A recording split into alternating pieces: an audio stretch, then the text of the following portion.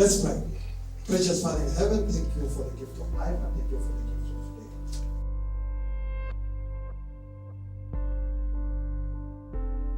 today. So, as I was saying, my name is Donald Openda, also known as Don the Black. I'll be your host for the evening for this auspicious occasion. So, as a poet, your business is to write, and you have the universe to write about. You can write about people, their smiles, their frowns, but you generalize it to two: pain and love. There is pain, order. There are people who cause the pain. You have seen pain in people. So you express it with a little bit of sorrow. Then there is love. Because I was telling a story of a boy that in a tradition, boys never cry. And when he cries, anasema si machozi unayoyaona, ni kitunguu kimeingia machoni. So even if an onion gets to an elder person, ni lazima alie. So that is where my name came from. Na akauliza, hicho kitunguu kiko wapi? Hicho kitunguu machoni. I got my name, kitunguu machoni.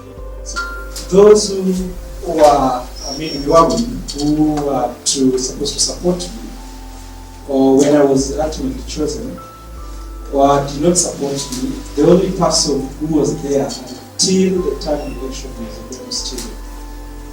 I'm accused that a while back we had met, though, but we had not had a lot of interaction because I was doing other stuff. It was much into leadership, and Stephen had just started storytelling. So when I successfully lost in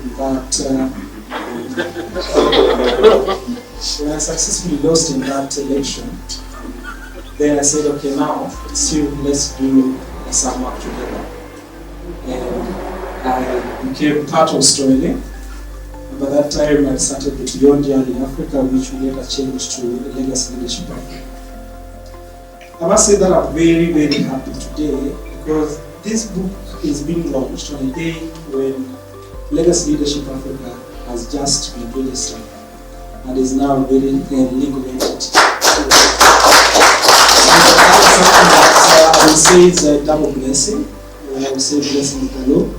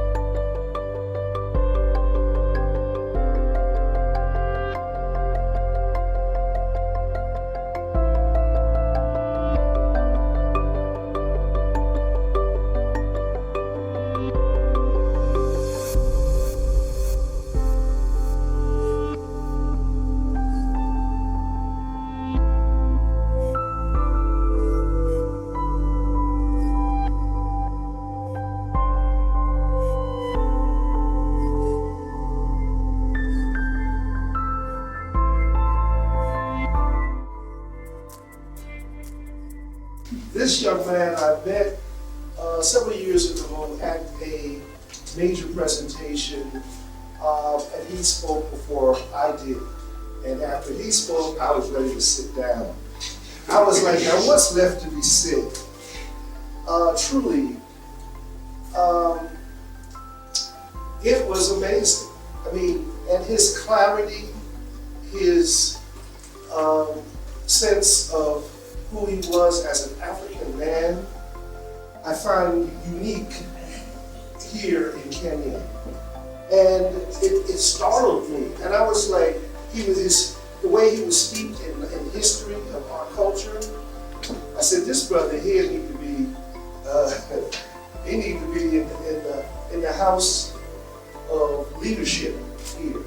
And he and those here and those not here that are among us have to be the leaders of the future. And the course is, we are what we repeatedly do. Excellence then is not an act, but a habit.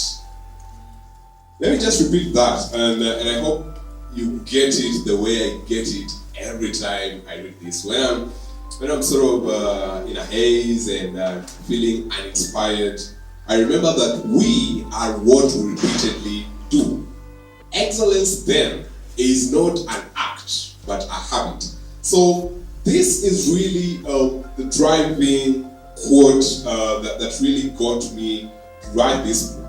Because as I continue shortly to talk about this, there is a lot of acts that I've been able to put as part of my routine. And some of that wisdom, a lot of that wisdom and view of life and trying to understand deeply what things means has really come from, I guess, one of the, if not the wisest person I've ever interacted with. That is my father.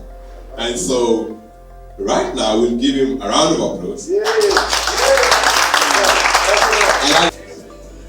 My name is Ogweno Joshua Stephen. Those are my names. And Stephen is a second born in my family. I've also come with my last daughter, Effie.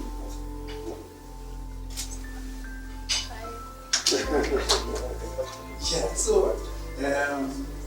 I'll not have much to say about the book because I have read the book and I was advised by him to talk about the book, but to talk about the writer.